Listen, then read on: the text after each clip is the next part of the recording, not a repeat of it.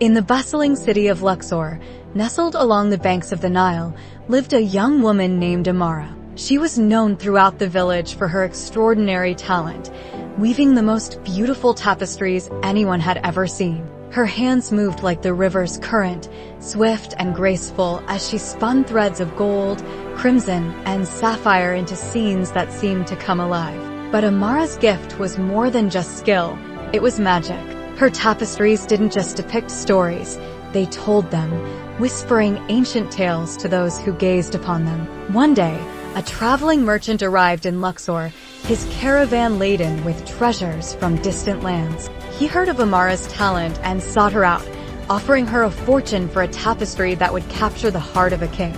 "Weave me a story of power and glory," he said, "one that will make even the gods envious." Amara agreed, but as she worked, she felt a strange unease. The threads seemed heavier, the colors duller, as if they resisted her touch. That night, she dreamed of the Nile, its waters dark and restless. In her dream, an old woman appeared, her eyes like the stars. "Beware, child," she said. "True power lies not in gold or glory, but in the stories that bind us to the earth and to each other." When Amara awoke, she knew what she had to do. She unraveled the tapestry she had begun and started anew. This time, she wove a story of humility and unity, a pharaoh who listened to his people, a queen who healed the sick, and a kingdom where the Nile's bounty was shared by all. When the merchant returned, he was furious. "This is not what I asked for," he shouted. But as he gazed at the tapestry, he fell silent. The scene seemed to shimmer,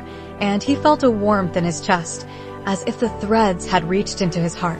Word of Amara's tapestry spread, and soon, people from across Egypt came to see it. They said it reminded them of who they were and who they could be. The merchant, humbled, left without payment. But Amara didn't mind. She had woven something far more valuable, a story that would live on long after the threads had faded. And so, Amara continued to weave, her tapestries becoming not just art, but a bridge between the past and the future, a reminder that the truest stories are those that touch the soul.